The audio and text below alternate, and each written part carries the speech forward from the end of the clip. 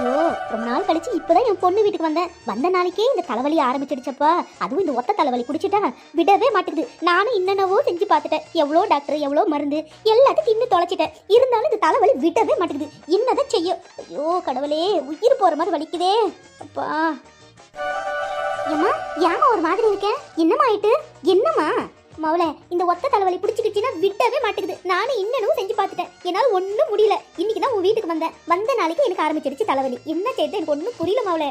ஏம்மா அப்படியா? ஹாஸ்பிட்டல் போலாமா? ஆமா, எத்தனை டாக்டர் எவ்வளோ மருந்து. அப்பா எனக்கு அதெல்லாம் ஒண்ணு வேணாம். சத்த நேரம் நான் படுத்து எந்திரிச்சா கொஞ்சம் நிம்மதியா இருக்கும். இருமாவள கொஞ்ச நேரம் படுத்து எந்திரிக்கிறேன். சேரா போகுதா பாக்குறேன். ஏம்மா காஃபி போட்டு வைக்க மாட்டோமா? நான் தான் டீ காஃபியெல்லாம் குடிக்க மாட்டேன்லம்மா. பூஸ்ட் இருந்தால் போட்டு கலக்கி கொண்டு வா, அதாச்சும் குடிச்சு பார்க்குறேன்.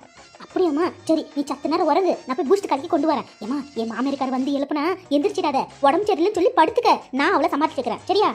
ஆமா, நான் இதை மறந்துட்டுனே. உன் வீட்டில் இருக்கிற நினைப்பே இல்லை, என் வீட்டில் இருக்கிறதா தான் நினைச்சுக்கிட்டு இருக்க. ஆமா, உன் மாமியார் வந்தா ஏதாச்சும் ஒன்று பெணாத்திக்கிட்டே இருப்பா. என்ன செய்யுது? ஏதோ ஒன்று சொல்லி சமாளி. சத்த நேரம் உறங்குறேன்.